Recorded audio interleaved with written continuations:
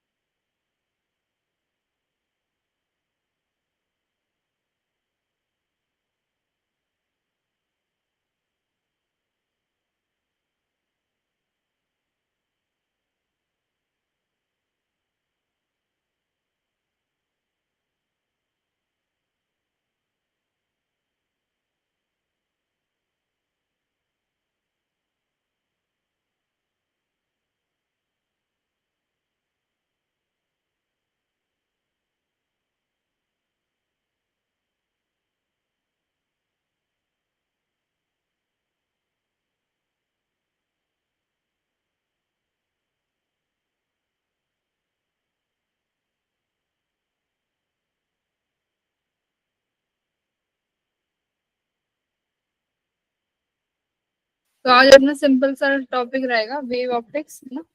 एक आध क्वेश्चन देखने को मिल जाते हैं यहाँ से।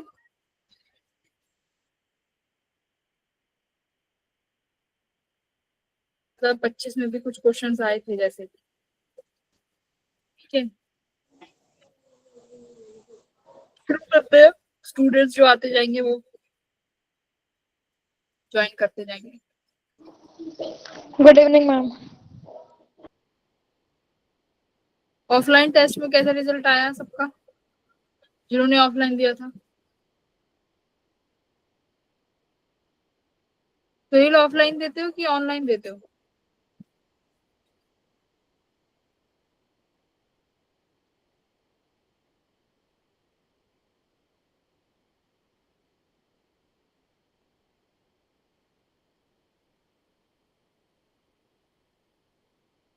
हाँ सोहेल, ऑफलाइन देते हो ऑनलाइन देते हो टेस्ट? ऑनलाइन दिया था, ऑफलाइन के सोच रहा था लेकिन नहीं गया, अगली बार दूंगा।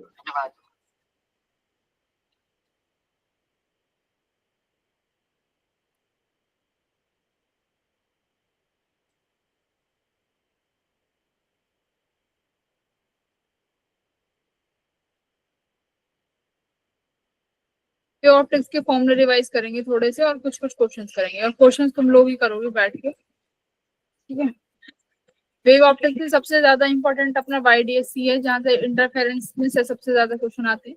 ये टॉपिक सबसे मोस्ट इंपॉर्टेंट है। सेकंड अपना पोलराइजेशन, कई बार पोलराइजेशन से भी क्वेश्चन आ जाते हैं।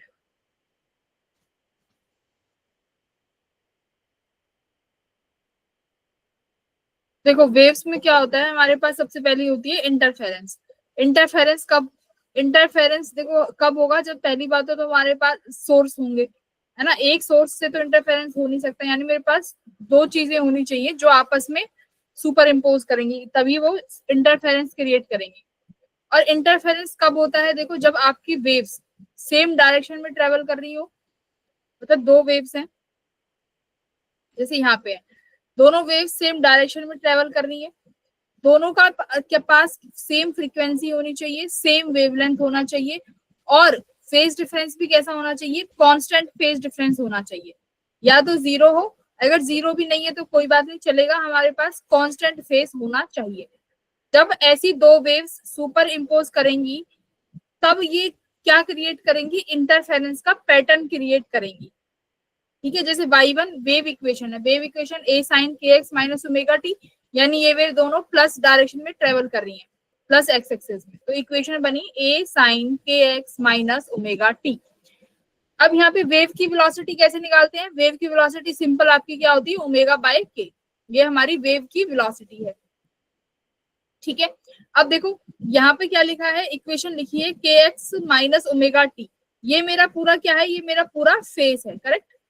ये मेरा फेस डिफरेंस, ये मेरा पूरा फेस है। ऐसी जब मैंने y2 लिखी यानी सेकंड वेव की इक्वेशन लिखी, तो यहाँ पे देखो ks minus omega t plus five, तो ये पूरा का पूरा फेस डिफरेंस है। बट y1 और y2 में फाइव का कुछ चेंज आ रहा है कि यहाँ पर कोई फेस डिफरेंस है, कितने का है, देखो यहाँ पर जो पाथ डिफरेंस है वो डेल एक्स का क्रिएट हो रहा है, यानी हमने इनिशियली पाथ डिफरेंस क्रिएट कर दिया, और यही पाथ डिफरेंस किसको क्रिएट कर देगा, फेस डिफरेंस को। तो यहाँ पे रिलेशन जो है, ये रिलेशन बहुत इंपॉर्टेंट है, ये हमें याद रखना है। Very important relation between phase difference and path difference. तो ये है 5 phase 2 pi by lambda into del x. तो यहाँ पे देखो आपके पास पाथ डिफरेंस डेल एक्स का था, तो इतना फेज डिफरेंस क्रिएट हो जाएगा उन दोनों वेव्स के बीच में। अब देखो, अब इंटरफेरेंस के लिए कंडीशन तो पता चल गई कि वेवलेंथ सेम होनी चाहिए, वेव्स की फ्रीक्वेंसी भी सेम होनी चाहिए, सेम डायरेक्शन में होनी चाहिए। जब ये वेव सुपर इम्पोज करेंगी तो ये सुपर इम्पोजिशन कुछ ऐसा पैटर्न देगा जो इंटरफेरेंस की तरह होगा। अब इंटरफेरेंस क्या होता है? इंटरफेरेंस में इंटरफेरेंस कैसा पैटर्न होता है? क्या मिलता है इंटरफेरेंस होने पे? Consecutive bright and dark fringes मिलती है ना, कि यहाँ पे मेरे पास ब्राइट फ्रिंजेस हैं, यहाँ पर डार्क, फिर से ब्राइट फ्रिंज आ गई, फिर डार्क, फिर ब्राइट फ्रिंजेस आ गई। तो ये इस तरीके का जो पैटर्न मिलेगा ये मेरा इंटरफेरेंस कहा जाएगा। ठीक है, और इंटरफेरेंस में क्या होता है, जो ये फ्रिंज विड्थ होती है ये क्या रहती है? ये सेम रहती है, फ्रिंज विड्थ सेम रहेगी। ठीक है, ये मेरा इंटरफेरेंस होता है। अब इंटरफेरेंस के लिए जो मैंने बोला कि सेम सोर्स होने चाहिए, नहीं, अब मैंने क्या बोला? वेवलेंथ क्या होनी चाहिए? कैसी होनी चाहिए? वेवलेंथ सेम होनी चाहिए, है ना। और क्या बोला हम लोगों ने? फ्रीक्वेंसी भी सेम होनी चाहिए। तो यानी जब ये वाली चीजें मैच हो जाती हैं, वेवलेंथ फ्रीक्वेंसी सेम और जो फेस जीरो है, तो ऐसा सोर्स कौन सा होता है? ऐसे सोर्सेस को क्या बोलते हैं? Coherent sources. तो this is the definition of coherent source. इसका मतलब आप डायरेक्टली कह सकते हो कि सिर्फ और सिर्फ कोहेरेंट सोर्सेस जो है इंटरफेरेंस प्रोड्यूस कर सकते हैं, है ना। हम सीधा सीधा बोल सकते हैं कि कोहेरेंट सोर्स क्या प्रोड्यूस कर सकते हैं? इंटरफेरेंस प्रोड्यूस कर सकते हैं। तो अभी तक क्या क्या चीजें होनी चाहिए हमें जेई के पॉइंट ऑफ व्यू से? कोहेरेंट सोर्स की डेफिनेशन क्या होती है, कौन से सोर्सेज इंटरफेरेंस प्रोड्यूस कर सकते हैं, इंटरफेरेंस होने की कंडीशन क्या है, ये हम लोगों को पता होना चाहिए, और फेस और पाथ डिफरेंस के बीच में रिलेशन, ये चीजें हमें जेई के पॉइंट ऑफ व्यू से पता होनी चाहिए। बोलो। Yes, ma'am. अब देखो, मेरे पास दो इक्वेशन थी y1 और y2। अब मेरे को अब ये वेव क्या करेंगी? सुपर इम्पोज करेंगी। तो सुपर इम्पोज करने के बाद जब इन वेव्स का ट्रफ पे ट्रफ पड़ेगा और क्रस्ट पे क्रस्ट होगा, तो क्या प्रोड्यूस होगा? देखो, अगर क्रस्ट पे क्रस्ट है तो क्या होगा? कंस्ट्रक्टिव इंटरफेरेंस, है ना। अगर क्रस्ट पे क्रस्ट अगर फॉल होगा तो मेरा कैसा इंटरफेरेंस प्रोड्यूस होगा बच्चों? Constructive interference. यानी जो एम्पलीट्यूड है वो देखो क्या हो जाएगा, यहाँ पे देखो वाई नेट निकाल रहे हैं, वाई नेट के लिए मैंने क्या किया है? y1 प्लस y2 किया है। ठीक है, तो y1 प्लस y2 करके जो रिजल्टेंट एम्पलीट्यूड आया है, देखो जरा, a1 square plus a2 square plus 2a1 a2 cos phi. Phi क्या था जरा बताओ? फाई क्या है? Ma'am phase difference. Phase difference किस किस के बीच में? दोनों वेव्स के बीच में, A1 और A2 के वेव्स के बीच का फेज डिफरेंस है। तो यानी दोनों वेव्स का रिजल्टेंट हमारा ये आ गया। फिर उसके बाद आती है इंटेंसिटी, कि इंटेंसिटी का रिजल्टेंट क्या आएगा। तो इंटेंसिटी क्या है भाई? I is directly proportional to, ये वाली इक्वेशन देखो यहाँ से, ए स्क्वायर की। तो यानी मैं इस ए स्क्वायर को क्या लिख सकती हूँ? I1, ऐसे A2 स्क्वायर को I2। तो यहाँ से इक्वेशन बनी IR equals to I1 plus I2 plus 2 under root I1 I2 cos phi. फिर एक चीज होती है कि अगर मेरी इंटेंसिटी भी सेम है, यानी I1 और I2 बराबर है, तो एक स्पेशल केस निकल के आता है ये वाला। इस स्पेशल केस को जब ही लगा सकते हो जब इंटेंसिटी बराबर हो, यानी I1 और I2 यानी दोनों जो वेव्स हैं उन दोनों वेव्स की जो इंटेंसिटी सुपर इम्पोज होगी वो बराबर होनी चाहिए, तब हम ये इक्वेशन लगा सकते हैं। तो क्या फॉर्मूला है? 4I0 cos square phi by 2। ये स्पेशल केस, यानी अब यहाँ से मिले तुम्हें ये तीन फॉर्मूले हमें बहुत ऐसे टिप्सों पे याद होने चाहिए। रिलेशंस क्या है, ए और आई का रिलेशन क्या है, क्योंकि यहाँ से क्वेश्चंस बहुत आएंगे। ठीक है, अब देखो, अब जब ये वेव सुपर इम्पोज हुई, रिजल्टेंट आया, इंटेंसिटी रिजल्टेंट आई, तो यहाँ पे देखो अगर मुझे कंस्ट्रक्टिव इंटरफेरेंस मिलेगा, कंस्ट्रक्टिव इंटरफेरेंस के लिए जो ये फाई हम लोग लिखते आ रहे हैं यहाँ पर A1 A2 में, ये जो फाई आप लिखते आ रहे हो, ये फाई क्या होना चाहिए दोनों वेव्स के बीच में? 2n पाई। ठीक है, जैसे मेरे पास दो वेव हैं जिसकी मैंने इक्वेशन लिखी y1 फिर इसकी इक्वेशन लिखी y2। अभी इसकी लिखी थी, मान लेते हैं a1 sine kx minus omega t, इसकी लिखते हैं a2 sine kx minus omega t plus 5। ठीक है, अब मान लो अब आपने इन दोनों वेव्स को सुपर इम्पोज करा दिया। अब डिपेंड करेगा कि कंस्ट्रक्टिव इंटरफेरेंस होगा कि डिस्ट्रक्टिव होगा। तो देखो कंस्ट्रक्टिव कब होगा, जब मेरे पास फेज डिफरेंस क्या रहेगा 2n पाई, ठीक है, और पाथ डिफरेंस कितना रहेगा n लैम्डा। ये तुम्हारी कंडीशन, ये भी याद होनी चाहिए। पाई क्या है 2n पाई, x क्या है n लैम्डा। ये देखो तुम भूल जाते हो और कंफ्यूज होते हो, इसलिए वेव ऑप्टिक्स का स्पेशल लेक्चर रखा है आज, याद रहेगा। ठीक है, यस अब ए मैम। मैक्सिमम देखो, अब ए मैक्सिमम कितना हो जाएगा इस केस में, कंस्ट्रक्टिव इंटरफेरेंस के केस में a1 प्लस a2, और ऐसे ही आई मैक्स कितना हो जाएगा under root of i1 plus under root of i2 का होल स्क्वायर। ये कब है, ये तुम्हारा ये कब है, जब कंस्ट्रक्टिव इंटरफेरेंस है। देखो रिजल्टेंट के लिए तो ये रहा, रिजल्टेंट निकालना हो तो मैं ये फॉर्मूला लगाऊंगी। अगर मुझे पता है कि कंस्ट्रक्टिव इंटरफेरेंस है और फेज डिफरेंस गिवन है, जैसे 2n पाई का फेज डिफरेंस गिवन है, तो मेरा आई मैक्सिमम ए मैक्सिमम इतना हो जाएगा। और अगर यहीं पे ये इंटरफेरेंस डिस्ट्रक्टिव होता है, तो डिस्ट्रक्टिव के लिए फेज डिफरेंस कितना होना चाहिए बच्चों, 2n माइनस 1 पाई, कितना होना चाहिए 2n माइनस 1 पाई, n की वैल्यू 1 2 3 4। ऐसे ही फेज डिफरेंस, पाथ डिफरेंस वहां पे कितना था n लैम्डा, यहाँ पे कितना हो जाएगा 2n माइनस 1 लैम्डा बाय 2। ठीक है, लैम्डा बाय 2 यानी इंटीजर मल्टीपल है, ठीक है, लैम्डा का, ठीक है, integer multiple of lambda. Minimum वहां पे क्या, मैक्सिमम कितना था a1 प्लस a2, ये a मैक्स था, तो मिनिमम कितना हो जाएगा a1 माइनस a2। ऐसे ही आई मिनिमम, आई मैक्स था तुम्हारे पास under root of i1 plus under root of i2 का होल स्क्वायर, तो ये आपके पास मिनिमा हो जाएगा। ठीक है, अगर i1 i2 बराबर हो जाता है तो आई मिनिमा 0। इसका मतलब क्या है, वहां पर कुछ नहीं दिखेगा, सिर्फ और सिर्फ कंप्लीट डार्क दिखेगा। ठीक है, कंप्लीट डार्कनेस दिखेगी। ये फॉर्मूले रिवाइज हो गए, चलो फिर करो ये वाला। Yes ma'am. करिए, 3 क्वेश्चन है, तीनों तुम ही करोगे।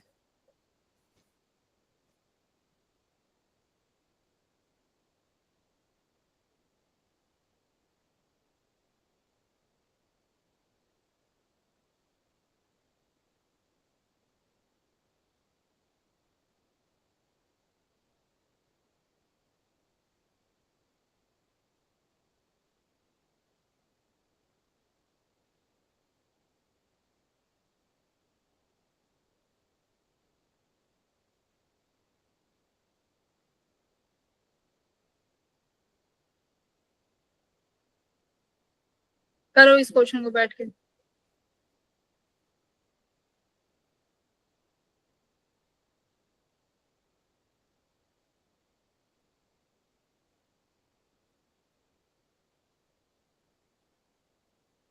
यहीं बैठ के क्वेश्चन सॉल्व करने हैं आज।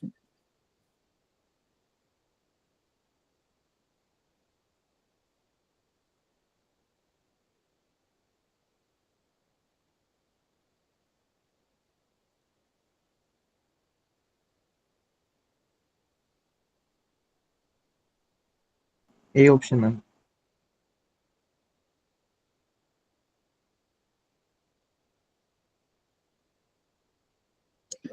सबका ये आ रहा है क्या?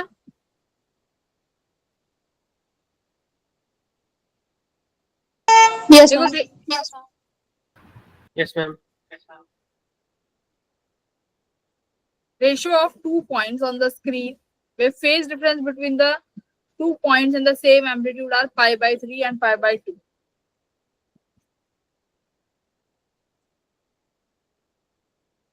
देखो इसने क्या बोला है, हमारे पास रेशियो ऑफ इंटेंसिटी पूछा है 2 पॉइंटों पे। ठीक है, फेज डिफरेंस दिया हुआ है, जबकि हमारे पास एम्पलीट्यूड सेम है। एक बार बताओ, अगर एम्पलीट्यूड सेम है तो इंटेंसिटी भी, भाई एम्पलीट्यूड सेम है तो इंटेंसिटी भी सेम होगी। तो मैं कौन सा फॉर्मूला यूज कर सकती हूँ, ये वाला फॉर्मूला 4i0 cos स्क्वायर 5/2। ये वाला फॉर्मूला अभी हमने पढ़ा है कि अगर हमारे पास इंटेंसिटी बराबर हो तो सीधा ये फॉर्मूला यूज कर लेंगे। थीटा तुम्हें दो गिवन है, एक π/3 गिवन है, एक π/2 गिवन है, तो दोनों का रेशो निकाल लो। π/3 रखोगे तो थीटा की वैल्यू θ/2 यानी ये हो जाएगा तुम्हारा θ/6, और cos θ/6 कितना हो गया, यानी 180/6, 30 डिग्री, और cos 30 कितना होता है, √3/2, तो यहाँ पे स्क्वायर है तो this will be come out, देखो cos 3/4, तो सिंपल 3i0 आ गया, तो यानी ये i1 आ गई। i2 के लिए कितना डिग्री बोला है, π/2, π/2, अगर यहाँ पे एप्लीकेशन में 4i0 cos स्क्वायर, ये कितना हो जाएगा, थीटा की वैल्यू π/2 है तो ये हो जाएगा π/4, तो यहाँ पे वैल्यू रख दोगे सीधा सीधा और दोनों का रेशो ले दोगे, तो रेशो आया 3/2। ठीक है, तो सीधा सीधा फॉर्मूला बेस्ड क्वेश्चन है 2023 का। Very good, done. चलिए ये वाला करिए, मैक्सिमा टू मिनिमा पूछा है रेशो इंटेंसिटीज का।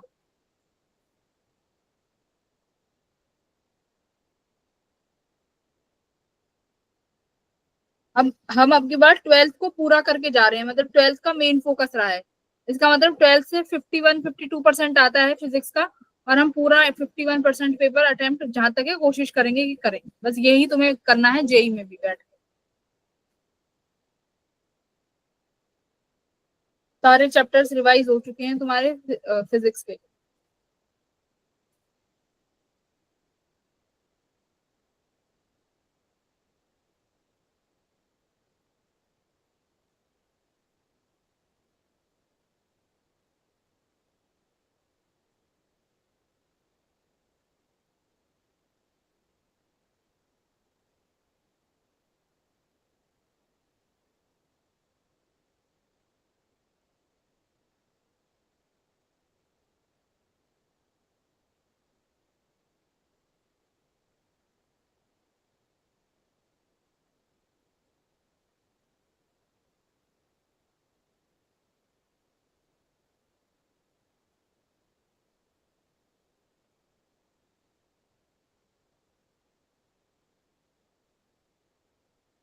करो इसको, रेशो निकालना है मैक्सिमम टू मिनिमम।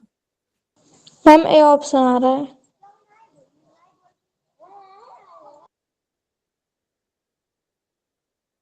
बाकी लोगों का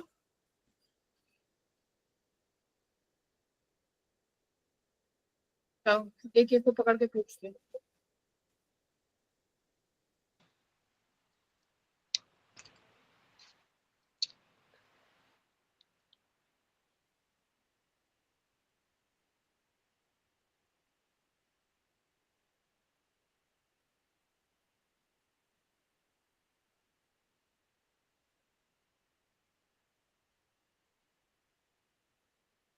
अनन्या क्या आंसर है, अनन्या बताएगी।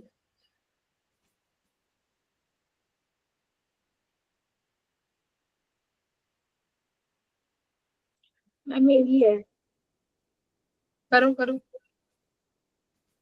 फॉर्मूले रिवाइज हो चुके हैं, जो बच्चे लेट आए हैं उनके उनको दिक्कत होगी फिर।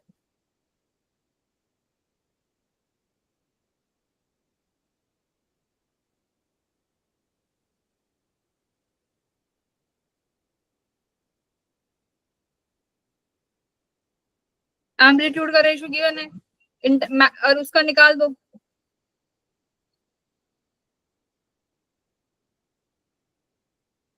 देखो ए मैक्सिमा, मान लो A1/A2 का रेशो तुम्हें गिवन है, कितना कितना गिवन है ये आपको, 2:1।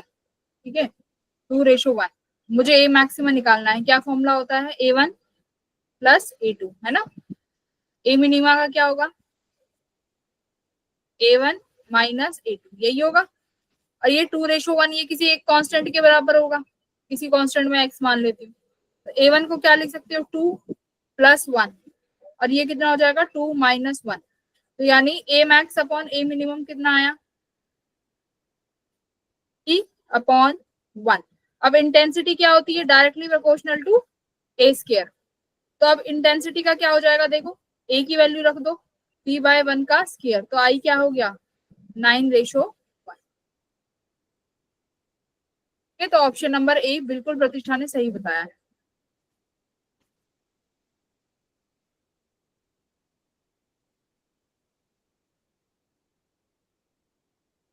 चलिए ये वाला क्वेश्चन करिए।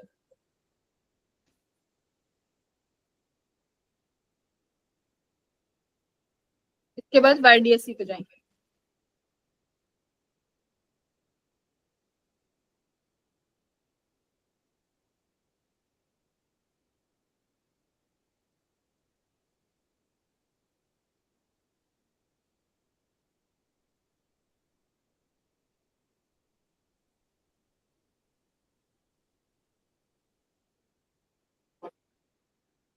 करिए।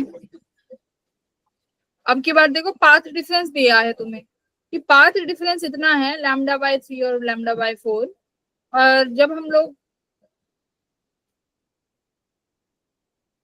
अच्छा 2 पॉइंट्स की इंटेंसिटी निकालनी है जिनका पाथ डिफरेंस गिवन है, तो 2 पॉइंट पे इंटेंसिटी निकालो I1 और I2 पे।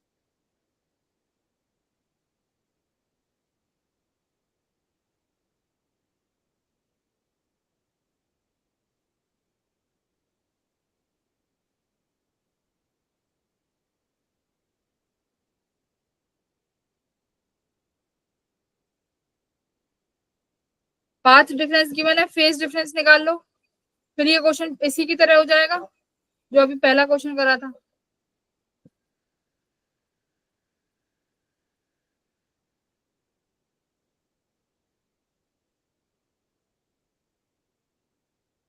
देखो जैसे ये वाला किया था रेशियो ऑफ इंटेंसिटीज, यहाँ पर भी तुम्हें पाथ डिफरेंस गिवन है, तो पहले फेज डिफरेंस निकालो।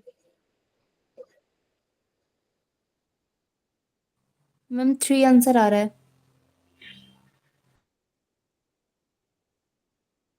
3 आ रहा है, वेरी गुड। जिनका 3 आ रहा है well done. Yes ma'am.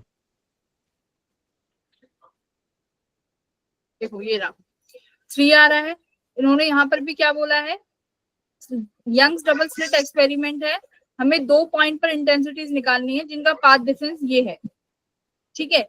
I1 and I2 the respectively. If I0 the intensity produced by each one of the slits, यानी हर स्लिट सेम इंटेंसिटी प्रोड्यूस कर रही है, तो इसका मतलब मैं दोनों पॉइंट, इसका कहने का मतलब देखो क्वेश्चन का क्या है कि 2 पॉइंट है मेरे पास, पॉइंट इसको 1 मान लो, इसका 0.2 मान लो, इन दोनों पॉइंट्स में हमें रेशियो निकालना है। बट एक पॉइंट पे जब 2 सोर्स से हमारे पास, देखो अब मेरे पास यहाँ पर 2 सोर्स होंगे जो यहाँ पर आकर इंटरफेयर करेंगे, ठीक है, यहाँ पे इंटरफेरेंस होगा।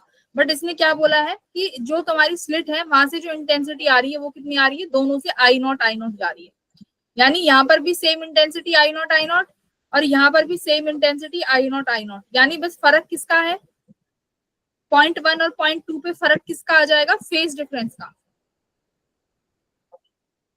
राइट। जैसे 0.1 के लिए मुझे इंटेंसिटी रिजल्टेंट लिखना है तो मैं सीधा सीधा 4I0 cos स्क्वायर 5/2 ये वाला फॉर्मूला लगा सकती हूँ, क्योंकि सोर्स से आने वाली इंटेंसिटी सेम है। 4I0 कितना है, इसका कितना बनेगा भाई, λ/4 का 5, मैम 2I0 सॉरी नहीं 5 कितना बनेगा λ/4 से, 5 15 डिग्री मैम λ/8 मैम π/2 बनेगा।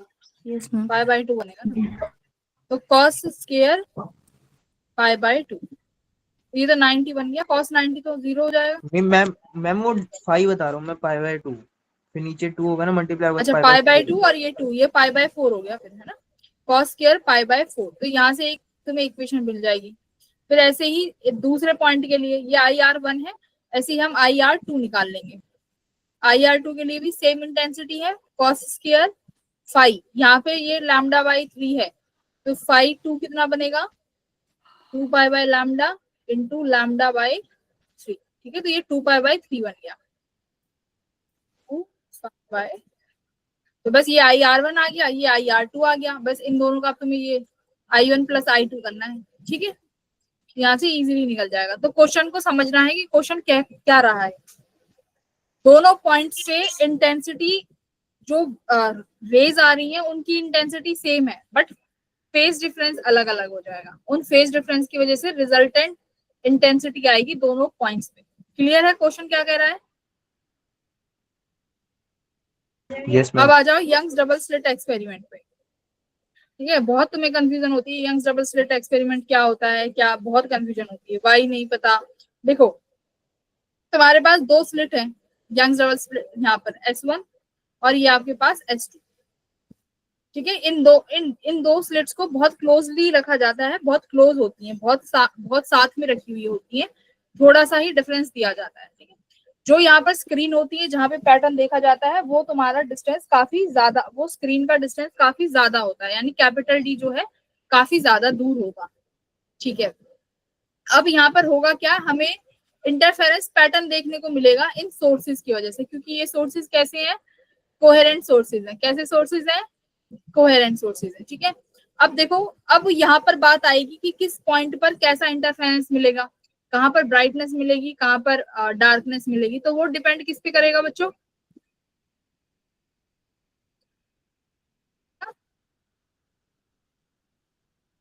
पाथ डिफरेंस पे। सिंपल सी बात है, पाथ डिफरेंस पे डिपेंड करेगा, जो कि तुम्हारा जाके क्या क्रिएट कर देगा, फेज डिफरेंस। तो जैसे कि अगर मैं यहाँ पर सेंटर में लेती हूँ, सेंटर में देखो ये रेज भी सीधे सीधे एज इट इज आ जाएगी और ये रेज भी एज इट इज आ जाएगी, क्योंकि this centre is the mid point of S1 and S2। S1 और S2 के मिड पॉइंट पे है ये, तो यहाँ पर मेरे पास कोई भी फेज डिफरेंस नहीं होगा। और जब फेज डिफरेंस नहीं होता है या जीरो होता है तो कैसा इंटरफेरेंस मिलता है, कंस्ट्रक्टिव। तो इसलिए हमेशा जो सेंट्रल होता है उसको हम सेंटर मैक्सिमा बोलते हैं, क्योंकि वहां पर हमें क्या मिलता है, क्या मिलेगा सेंटर मैक्सिमा पे, कंस्ट्रक्टिव इंटरफेरेंस, यानी वहां पर मैक्सिमम मिलेगा, यानी जो भी तुम्हारी दो रेज हैं वो कंस्ट्रक्टिवली इंटरफेरेंस करेंगी। ठीक है, अब देखो ये पाथ डिफरेंस निकाल लेंगे कैसे, फिर आता है कि पाथ डिफरेंस कैसे निकालते हैं। तुम्हें याद रखना है कि जो ये पाथ डिफरेंस होता है दो रेज के बीच में, ये ऐसे निकलता है, del x equal to d sine theta. बस ये इक्वेशन याद रखो, del x equal to d sine theta, del x equal to d sine theta. ये डेल एक्स है तुम्हारा पाथ डिफरेंस, डेल एक्स क्या है, पाथ डिफरेंस है। ठीक है, तो del x equal to d sine theta. अब देखो ये साइन थीटा बहुत स्मॉल होता है, क्योंकि मैंने अभी बोला S1 और S2 बहुत क्लोज है, these values are very close. तो ये S1 और S2 जो ये थीटा है ये बहुत स्मॉल हो जाएगा, तो थीटा जब स्मॉल हो जाएगा तो मैं इसको डी थीटा लिख सकती हूँ, और थीटा स्मॉल है तो यानी ये टेन थीटा भी हो जाएगा। तो यहाँ से इस थीटा को क्या लिख सकते हैं, देखो y बाई डी। अब जो ये y है ये बच्चों ये क्या है, सेंटर पॉइंट से उस पॉइंट का डिस्टेंस है जहां पर आपको क्या निकालना है, इंटरफेरेंस निकालना है कि कैसा इंटरफेरेंस होगा, मान लो कैसा इंटरफेरेंस होगा। तो ये डिस्टेंस कहाँ से ली गई है, सेंट्रल मैक्सिमा से। ठीक है, तो ये थीटा क्या है, देखो ये y और ये अपॉन डी, टेन थीटा है ना, टेन थीटा क्या होता है, परपेंडिकुलर अपॉन बेस। ये तुम्हारा परपेंडिकुलर हो गया y और ये तुम्हारा बेस हो गया d, तो ये थीटा क्या हो गया, y बाई डी। तो यहाँ से देखो तुम्हारे पास ये आया equation, path difference del x equal to d tan theta is very small, तो यहाँ से पाथ डिफरेंस आया डी वाई बाई डी। बस इतना तुम्हें याद रखना है, y is the distance from central maxima to any point जहां पर आपको निकालना है, या मान लो हाइट है, हाइट है y, क्या है हाइट, से यहाँ से यहाँ तक ये कितना डिस्टेंस है, ये h, ये हाइट हो गई, इसको हम यहाँ पर y बोल रहे हैं। ठीक है, ये यहाँ से यहाँ तक ये क्या है, ये सेंटर से ये कितना डिस्टेंस है, ये y। क्लियर है, डेल एक्स क्या है, dy by d. Del x तुम्हें याद रखना। अब डेल एक्स अब डिपेंड करेगा तुम्हारी कंडीशन कि अगर कंस्ट्रक्टिव है तो डेल एक्स कितना होना चाहिए, अभी बताया, बताओ कंस्ट्रक्टिव के लिए डेल एक्स क्या होना चाहिए, पाथ डिफरेंस एन लैम्डा है ना। कंस्ट्रक्टिव इंटरफेरेंस के लिए पाथ डिफरेंस होना चाहिए एन लैम्डा। तो यहाँ पर आप इक्वेशन रख सकते हो dy by d equals to n lambda. और वहीं पे अगर ये तुम्हारा कैसा हो, देखो ये रहा ना, राइट फ्रिंज मतलब कंस्ट्रक्टिव, कंस्ट्रक्टिव के लिए हमने स्टार्टिंग में देखा था n lambda is the condition, तो यहाँ पे देखो एन लैम्डा रख दिया। डार्क फ्रिंज के लिए बच्चों क्या होता है, 2n minus one lambda by two, तो यहाँ पर हमने 2n minus one lambda by two रख दिया। ठीक है, तो यहाँ से y की वैल्यू निकाल ली। ये y तुम बहुत जल्दी भूल जाते हो कि y क्या है। अब ये y क्या है, what is this y, ma'am distance from central maximum. Central maxima से जिस पॉइंट पर आपको निकालना है कि भाई इस पॉइंट पे मुझे बताओ कि क्या बनेगा, तो हम ये कंडीशन, ये y वो डिस्टेंस है, ठीक है।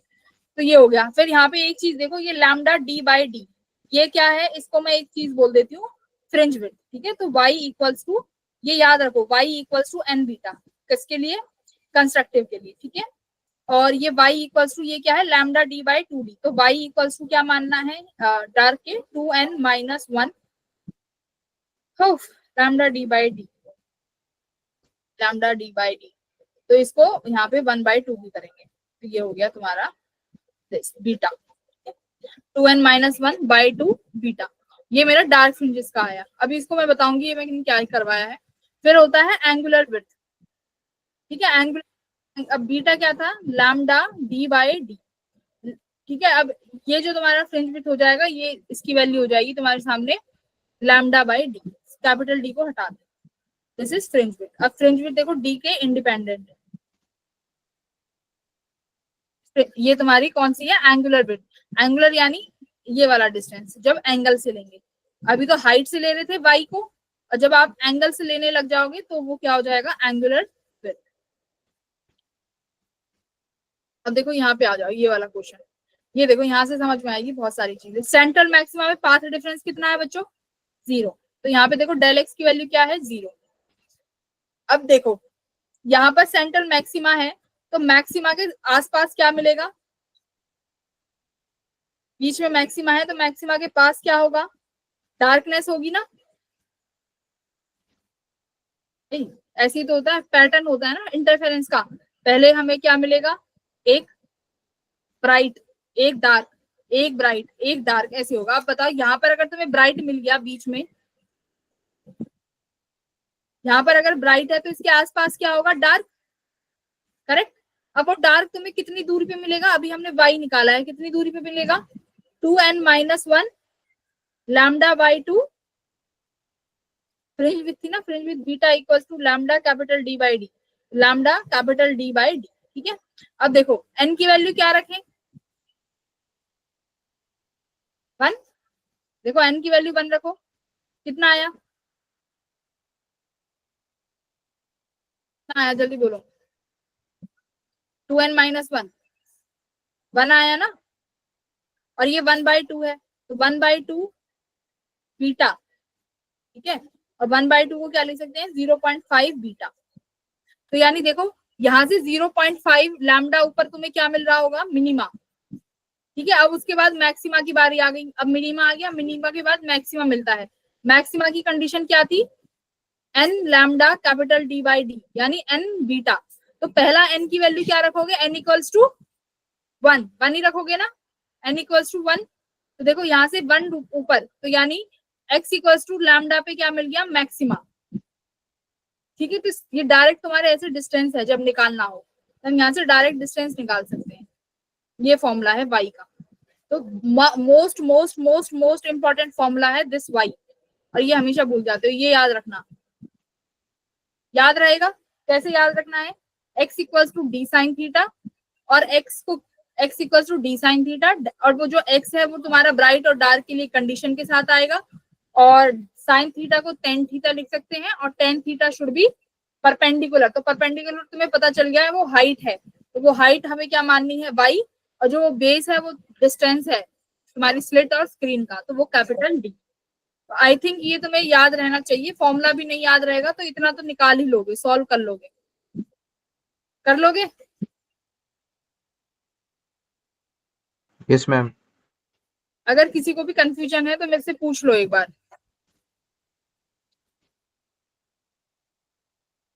ठीक है, फिर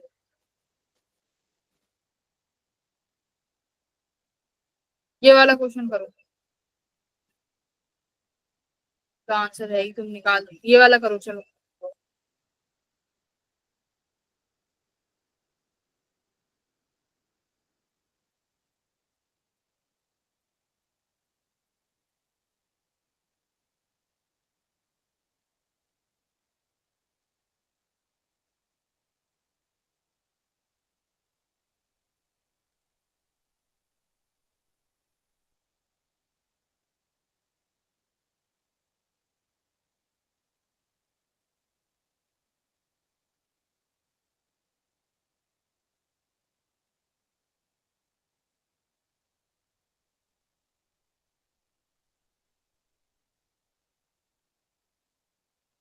करिए।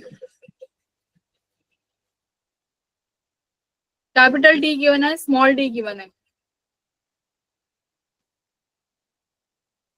जो पहला डार्क फ्रिंज मिल रहा है वो एक स्क्रीन के सामने ही है,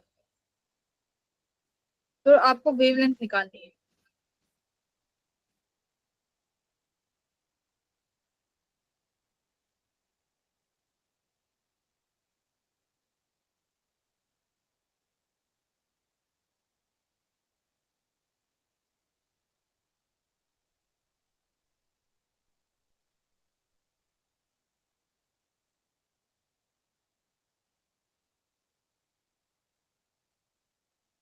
फर्स्ट डार्क यानी एक के अपोजिट है, यहाँ पर तुम्हारा फर्स्ट डार्क है, तो ये डिस्टेंस कितनी वाई होती है, क्या है वाई?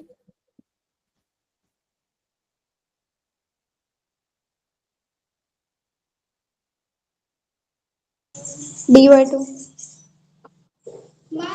हाँ,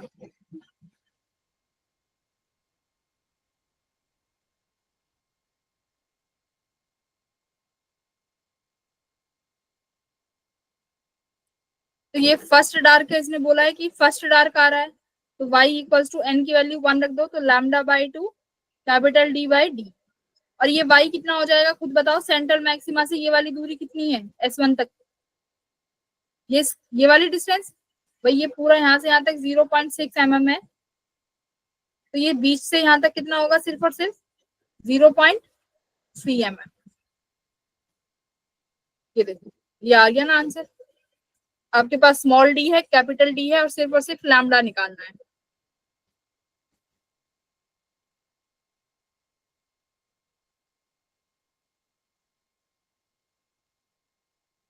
बच्चों हो जाएगा? यस मैम, हो जाएगा। हर्ष हो जाएगा? Yes ma'am. मैम 450 आएगा। आंसर एक बार देख लेते हैं, इसमें गिवन होगा शायद आंसर ये आ रहा है, लैम्डा ये आ रहा है 450 नैनोमीटर। Okay ma'am.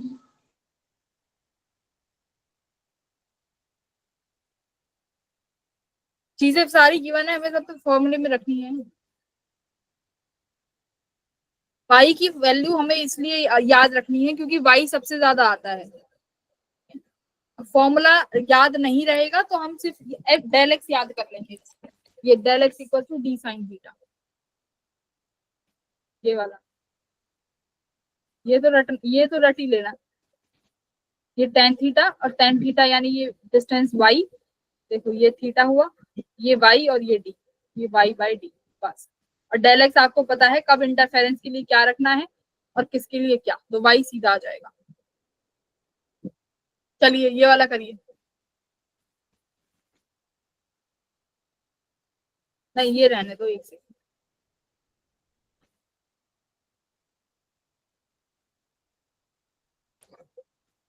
ये वाला कर, ये देखो ये वाला क्वेश्चन 2025 में आया है, 2025 की शिफ्ट का सीधा सीधा क्वेश्चन है, रिपीटेड।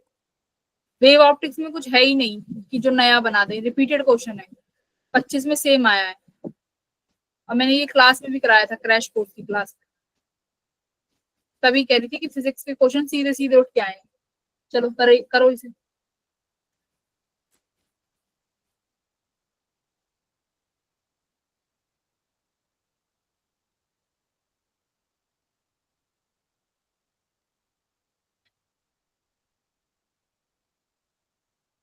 आयुष करो, आयुष कहाँ गया?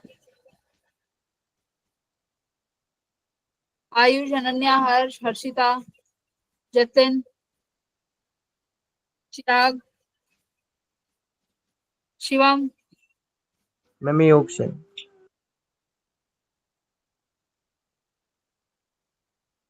शिवम का क्या आ रहा है, शिवम बताएगा, मैम, शिवम ए की ऑप्शन। मांगूंगी मैं। सचिन का आया है ए, ठीक है।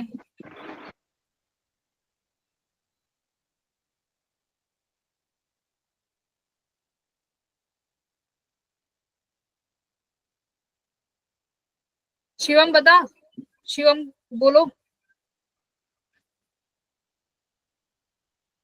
शिवम।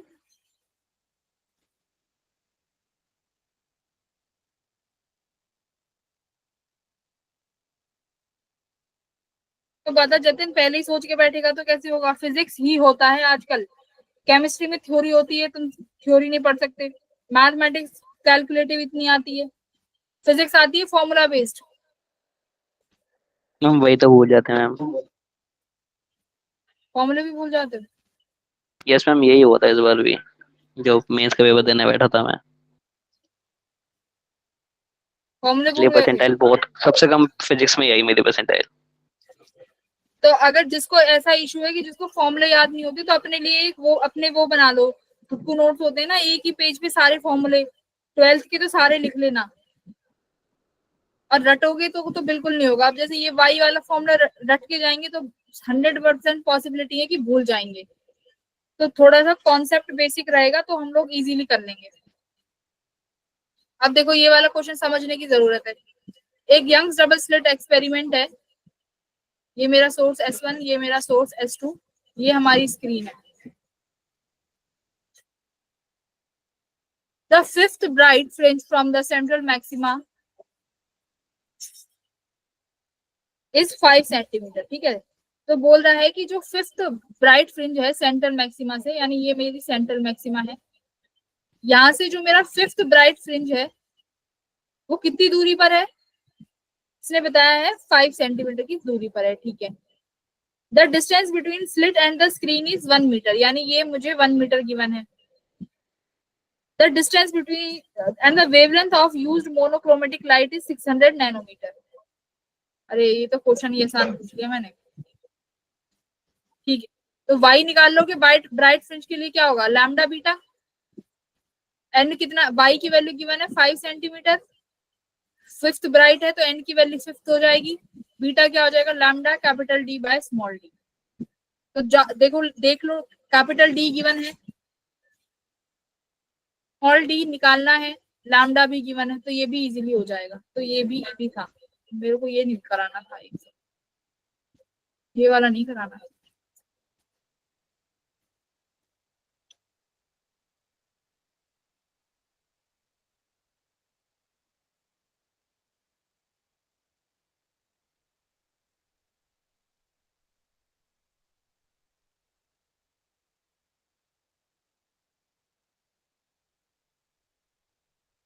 हाँ ये वाला कोइंसाइड वेवलेंथ।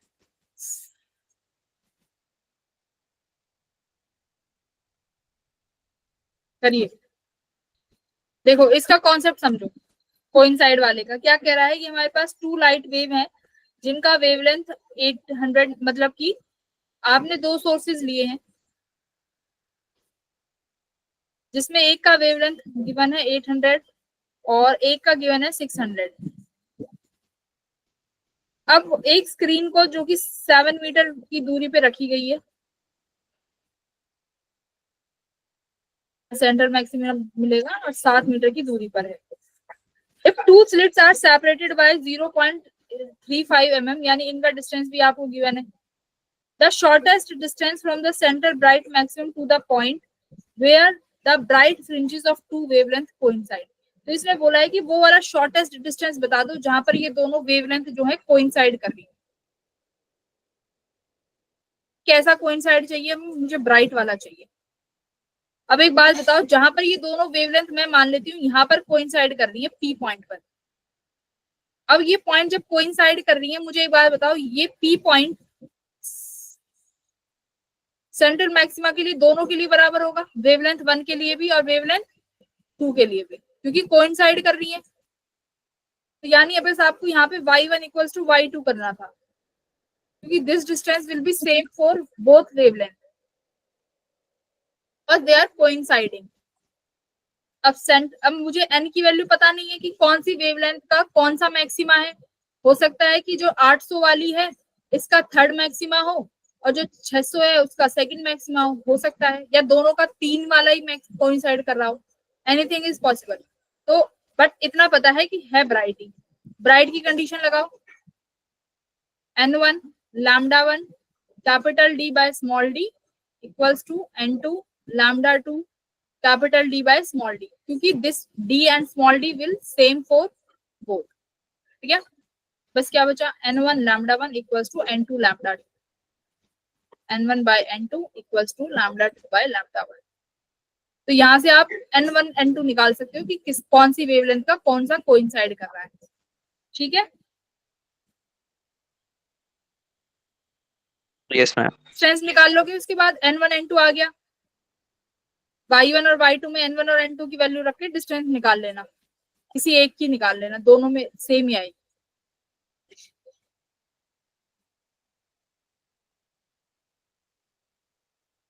कोइंसाइड का क्वेश्चन है, ये घर से ट्राई कर लेना। अब देखो वेरिएशंस आती हैं YDSC सेटअप में। अब की बार भी 2025 में YDSC के इतने क्वेश्चन आए थे, ये वाला तो बिल्कुल आया था कि अगर मैं अगर अपने सेटअप को लिक्विड में इमर्स कर देती हूँ तो उसके साथ क्या क्या होगा। ठीक है, एक बात बताओ, अगर आपने अपना सेटअप लिया और उसको लिक्विड में रख दिया तो क्या क्या होगा। फ्रिंज विड्थ के साथ क्या होगा, फ्रिंज विड्थ क्या है, beta equals to lambda capital D by D। Distance तो चेंज होगा ही नहीं, बचा वेवलेंथ। क्या वेवलेंथ के साथ क्या होगा, मैम चेंज होगी, डिक्रीज हो जाएगी। मीडियम में वेवलेंथ जो है क्या हो जाएगी, रिड्यूस हो जाएगी। ठीक है, बाय म्यू से। तो fringe width decreases because lambda decreases.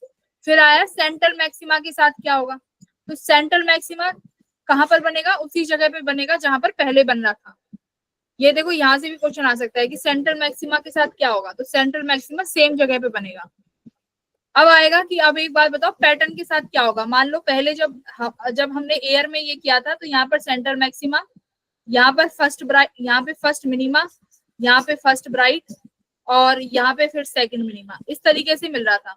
अब वाटर में क्या होगा, ये थोड़ा सा क्लोज हो जाएंगे। यहाँ पे सेंट्रल मैक्सिमा मिल रहा है, यहाँ पर फर्स्ट डार्क है, यहाँ फर्स्ट मैक्सिमा है, फिर सेकंड डार्क है। अब ये क्या हो जाएंगे, पैटर्न श्रिंक हो गया। श्रिंक क्यों हो गया, क्योंकि फ्रिंज विड्थ डिक्रीज हो गई। अब एक बात बताओ, जब फ्रिंज विड्थ डिक्रीज हो जाएगी तो क्या होगा, पैटर्न भी श्रिंक हो जाएगा ना, तो पैटर्न विल श्रिंक। अब बोलेंगे कि मैक्सिमा और मिनिमा के नंबर के साथ क्या होगा, तो मैक्सिमा और मिनिमा के नंबर के साथ बताओ क्या होना चाहिए, वो नंबर इंक्रीज हो जाएगा, हाँ या ना।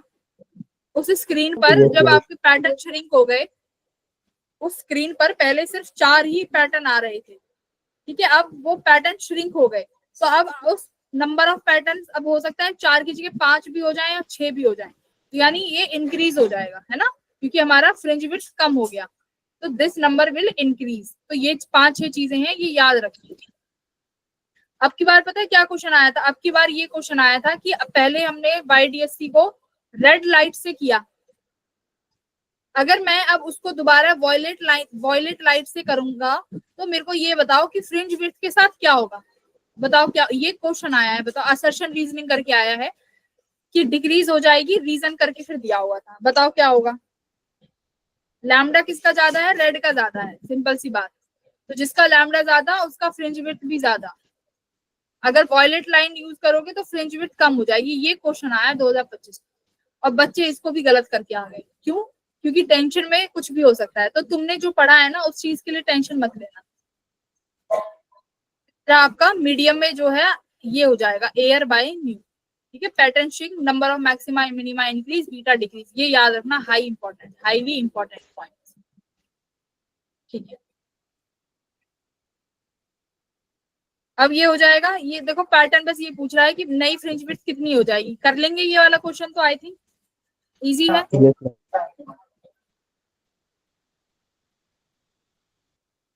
अच्छा क्वेश्चन था ये।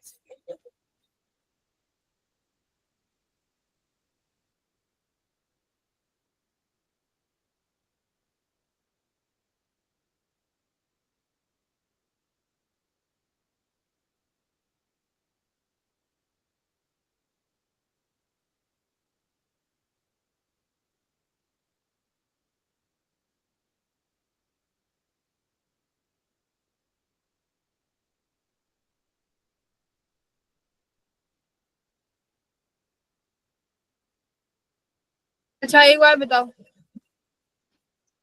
ये वाला क्वेश्चन देखो, यहाँ पर क्या है, अब यहाँ पर फ्रिंज में शिफ्ट आता है जब हम स्लैब को वो कर देते हैं इंट्रोड्यूस।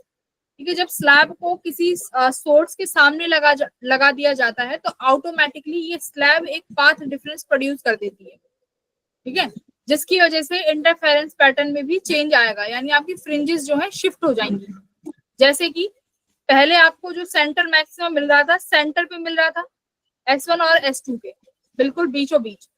अगर आपने S1 के सामने जस्ट एक स्लैब लगा दी तो अब यहाँ से निकलने वाली जो रे है वो ऑटोमेटिकली एक पाथ डिफरेंस प्रोड्यूस कर लेगी, और जो S2 वाली है वो पाथ उसका सेम ही रहेगा, बट S1 ने चेंज कर लिया। तो इसका मतलब होगा क्या, अब यहाँ पर तुम्हें सेंट्रल मैक्सिमा नहीं मिलेगा बीच में, आपका मैक्सिमा शिफ्ट कर जाएगा, मैक्सिमा विल शिफ्ट। और कितने से शिफ्ट करेगा, ये रहा, इतने से तुम्हारा मैक्सिमा शिफ्ट कर जाएगा। और किस डायरेक्शन में करेगा, जहां पर आपने स्लैब लगाई है, जैसे ऊपर स्लैब है तो ऊपर की तरफ सेंट्रल मैक्सिमा यहाँ पर शिफ्ट करेगा। कितने से, μ-1 t d/d से। ये आपको याद रखना है। और कैसे याद रखोगे, ऐसे beta equals to lambda capital d/d, यानी d/d ऐसे इट इज रहेगा, ठीक है। इसमें कंफ्यूजन होती है ज्यादातर। और लैम्डा यानी चेंज, कितना चेंज हो जाएगा, μ-1 t, ऐसे याद रखना है, ठीक है। अब चेंज हो गया। अब देखो क्वेश्चन क्या पूछ रहा है, ये पूछ रहा है, ये नहीं पूछ रहा कि कितने से तुम्हारा जो सेंट्रल मैक्सिमा है कितने डिस्टेंस से शिफ्ट हुआ, ये पूछ रहा है देखो, the central bright fringes spot will be shifted by. तो ये पूछ रहा है कितने नंबर ऑफ मैक्सिमा से शिफ्ट हुआ है। अरे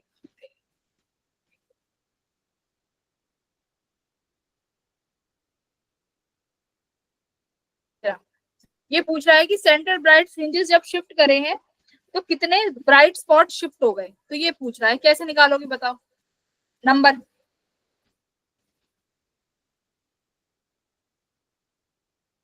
ये नंबर ऑफ फ्रिंजेस में पूछ रहा है कि कितने नंबर ऑफ फ्रिंजेस से शिफ्ट हुआ, कैसे निकालोगे।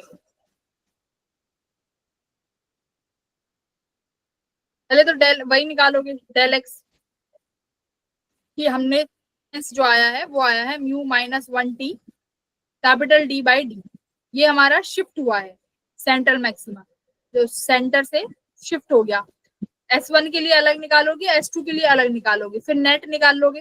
फिर जो नेट शिफ्ट आया है उसके बाद पूछ रहा है कि कितने नंबर ऑफ फ्रिंजेस से शिफ्ट हुआ है, फिर कैसे करोगे। हम लैम्डा से डिवाइड करेंगे। हाँ, लैम्डा से डिवाइड नहीं, मतलब फ्रिंज जो विजिबिलिटी होता है, विद विजिबिलिटी, बीटा से डिवाइड करना। हाँ वही चीज।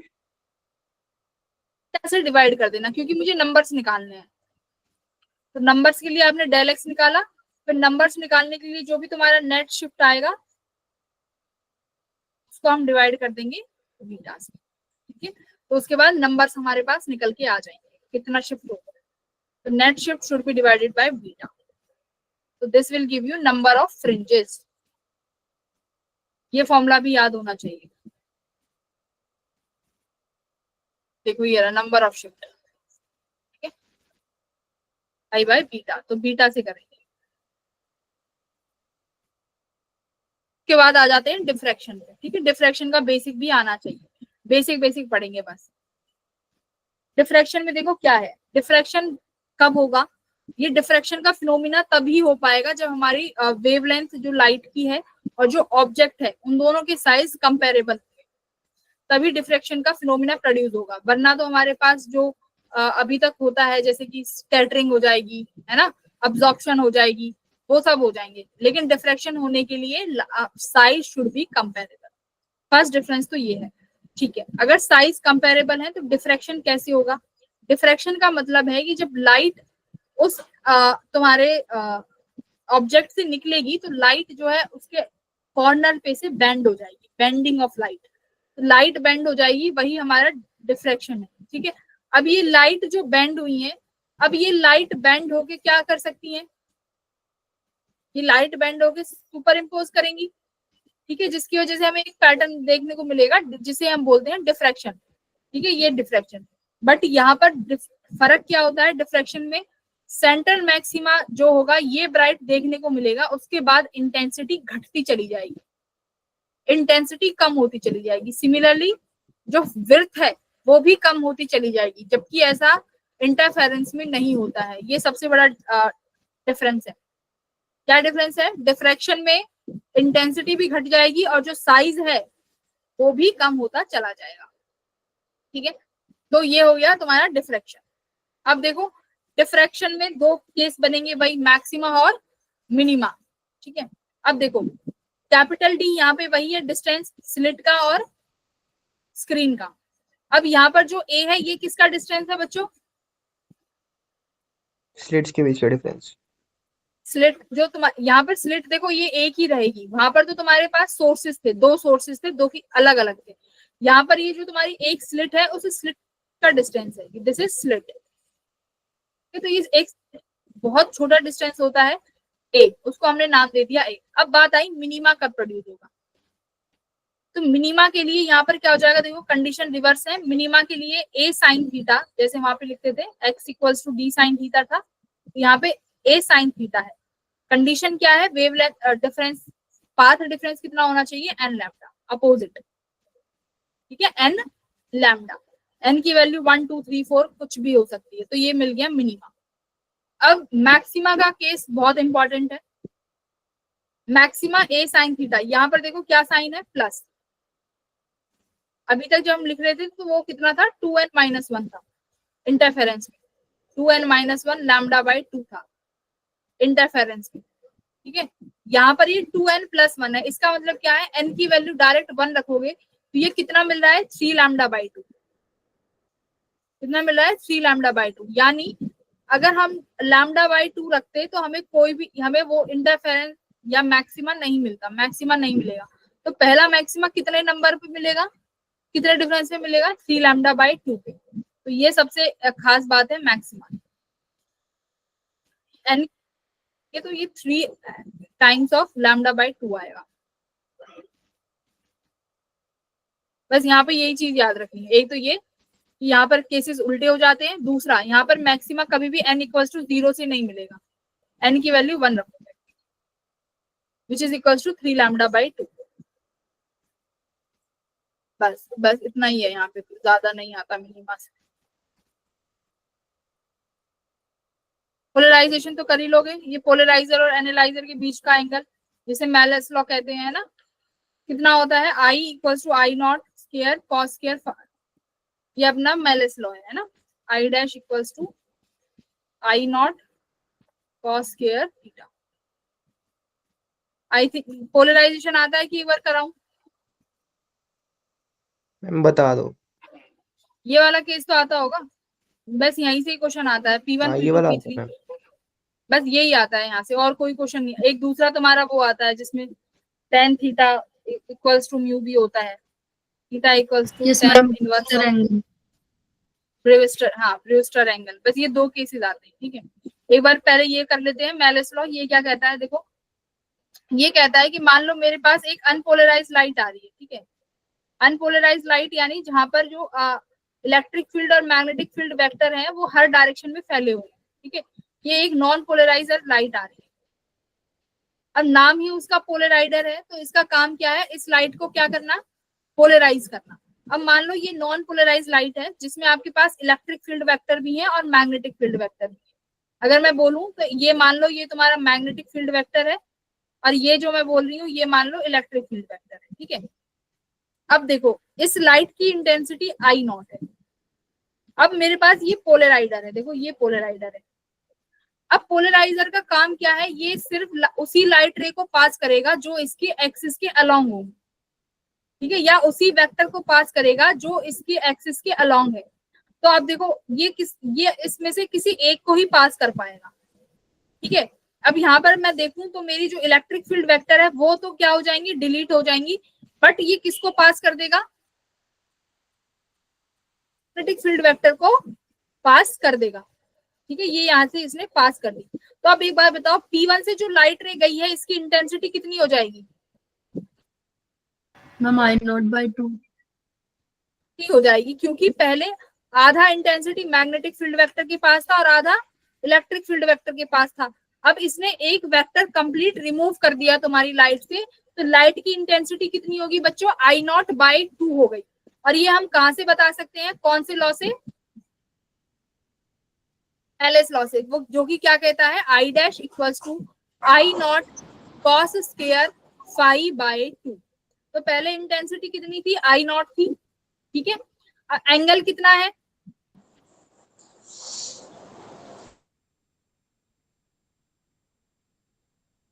स्लाइड के और स्लाइड के बीच में, मतलब यहाँ पे तो सीधा तुम्हारा आई नॉट बाई 2 हो गया इस कॉन्सेप्ट से, ठीक है। अब तीसरा देखो P2, अब ये P2 है, अब P2 में देखो कौन सी लाइट स्ट्राइक कर रही है अंदर, कितनी इंटेंसिटी की, आई नॉट बाई 2 इंटेंसिटी की लाइट जो है वो अंदर जाएगी।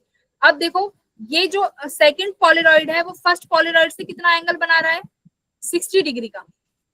देखो ये तुम्हारी जो एक्सिस है स्ट्रेट वाली, ये पहले वाली पॉलरॉइड की थी, अब जो नया पॉलरॉइड है ये कितना एंगल बना रहा है, 60 डिग्री का। तो अब देखो यहाँ से कितना पास करेगा, I dash equals to I naught, यहाँ पे आई नॉट कितना है, I naught by 2 cos square 60 degree, cos 60 कितना होता है, मैम 1/2। 1/2, तो ये हो जाएगा 1/4, यानी कितनी इंटेंसिटी की लाइट पास कर रही है अब यहाँ से सिर्फ और सिर्फ आई नॉट बाई 8 जाएगा। अब देखो मैंने जब सेकंड पॉलराइडर यूज किया तो मैंने आई जो यहाँ पर इंटेंसिटी आई नॉट थी उसको आई नॉट बाई 2 लिखा, क्यों, क्योंकि जब P2 के पास जो इंटेंसिटी की लाइट आ रही है उसकी खुद की इंटेंसिटी आई नॉट बाई 2 है, तो यहाँ पे अब आई नॉट बाई 2 लिखा गया, ठीक है। एंगल क्या है, दो पॉलराइड के बीच का एंगल जो कि 60 डिग्री गिवन है। अब ऐसे ही P3 का बताओ, P3 वाला देखो वो फर्स्ट के साथ और जो फाइनली 90 डिग्री एंगल बना रहा है, तो सेकंड वाले के साथ कितना बनाएगा, ये P2 है, P2 और P3 के बीच में कितना होगा फिर, देखो मैम P1 30 डिग्री। P2 और ये P3, P1 P2 में खुद 60 डिग्री का है और यहाँ पर P1 और P3 में 90 डिग्री है, तो P2 P3 में कितने डिग्री का हो जाएगा फिर, 30 डिग्री, ठीक है।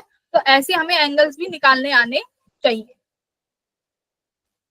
अब यहाँ पे P3 पे कौन सी इंटेंसिटी की लाइट स्ट्राइक करेगी बताओ जरा, I dash equals to I not कितना लिखूं यहाँ पे, ma'am I not I by not 8 और एंगल कितना हो जाएगा 30 डिग्री, कॉस स्क्वायर 30, ठीक है। कॉस स्क्वायर 30 शुड बी √3/2, 3/,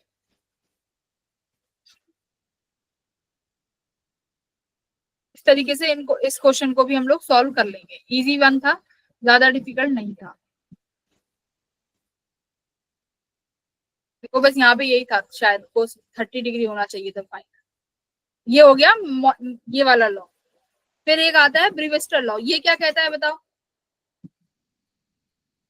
तो ये क्या कहता है, कौन बताएगा, इसमें जो जब पोलराइजर पे हमारी जो लाइट आती है वो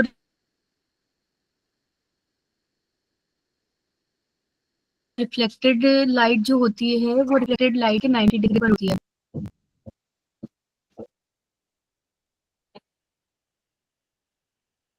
हर्ष बताओ ब्रीवेस्टर लॉ क्या होता है।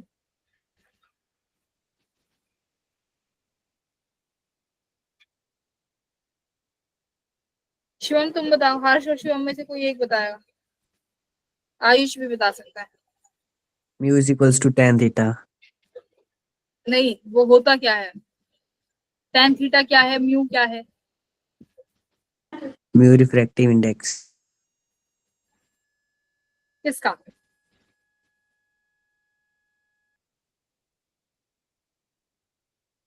मटेरियल का। थीटा मैम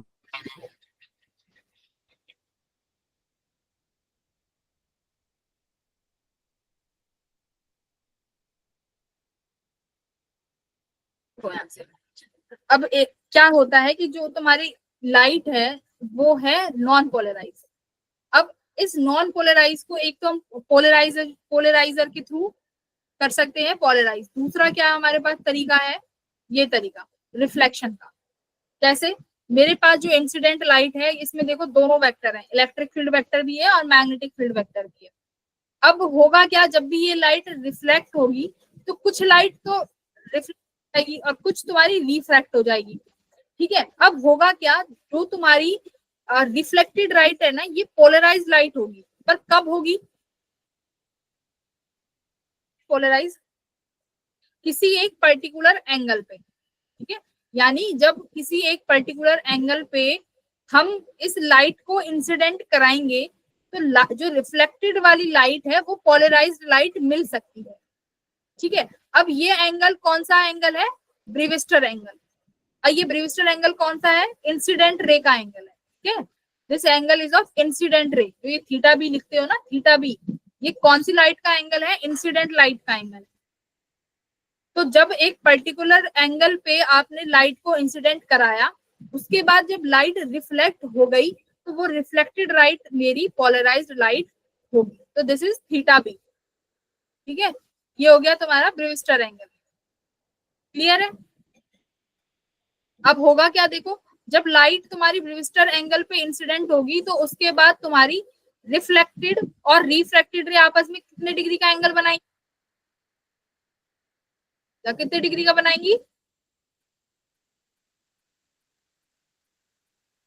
ठीक है, तो आपस में ये 90 डिग्री का एंगल बनाएंगे। तो यहाँ पॉइंट्स में भी क्वेश्चन आ सकता है कि जब लाइट पोलराइज्ड हो जाएगी तो तुम्हारे पास रिफ्लेक्टेड और रिफ्रैक्टेड रे के बीच में कितने डिग्री का एंगल बनेगा? तो कितने डिग्री का एंगल बनेगा दोनों के बीच में? 90 डिग्री का। हमें ये चीज भी याद रखनी है। तो अब देखो, अब हमें चाहिए कि ये जो थीटा बी है ये कब मिलेगा, यानी ये कौन सा एंगल होना चाहिए। तो आप यहाँ पे लगाओ कौन सा लॉ? स्नेल लगाओ, स्नेल्स लॉ। देखो, इंसिडेंट रे आपकी एयर में है तो sine i equals to mu कहां पर है आपका? जहां पर लाइट रिफ्रैक्ट हुई है। ठीक है, mu equals to sine r. अब एक बात बताओ, साइन आर का एंगल कितना हो जाएगा भाई? तुम्हारी जो रिफ्लेक्टेड रे है और रिफ्रैक्टेड रे ये 90 डिग्री का एंगल बना रही है, तो ये कितना हो जाएगा? 90 माइनस आई। ठीक है, यानी ये कितना हो गया? साइन आई। तो म्यू इक्वल्स टू 10 आई। और यहाँ पे इसी को हमने क्या लिखा है? ब्रीविस्टर एंगल, जिसको आप बोलेंगे थीटा बी। ठीक है, ये याद रहेगा, mu equals to 10 beta 10 theta b. I think अब सब क्लियर है, क्या म्यू है, क्या एंगल थीटा है। Everything is clear now.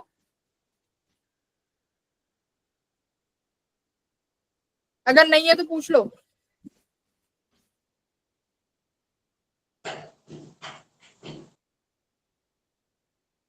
बस मेन कॉन्सेप्ट ये है कि जिस पर्टिकुलर एंगल पे लाइट इंसिडेंट करेगी और वो इंसिडेंट एंगल तुम्हारा ब्रीविस्टर एंगल है, और उस ब्रीविस्टर एंगल पे रिफ्लेक्टेड और रिफ्रैक्टेड रे दोनों 90 डिग्री का एंगल बनाएंगी। बस इतना याद रखो, और बाकी ये फॉर्मूला याद रहेगा। Yes ma'am. ठीक है, तो आज के लिए सिर्फ इतना ही है इस हमारे पास इस चैप्टर में। बाकी तुम्हें कुछ, तुम्हारे पास जो वर्कशीट है वो सॉल्व हो गई थी?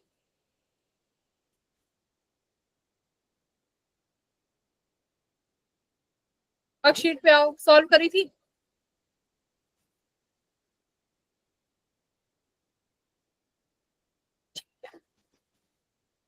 तो अब आपके पास क्या होम कल की वर्कशीट मिल जाएंगी, क्योंकि कल होगा आपका ज्योमेट्रिकल ऑप्टिक्स। ठीक है, तो कल सर पढ़ाएंगे आपको ज्योमेट्रिकल ऑप्टिक्स, और उन्होंने आपकी थ्योरी वाली क्लास भी ले ली थी। तो आई होप थ्योरी में कोई दिक्कत नहीं होगी, क्योंकि कल ज्यादातर क्वेश्चन सॉल्विंग होगी।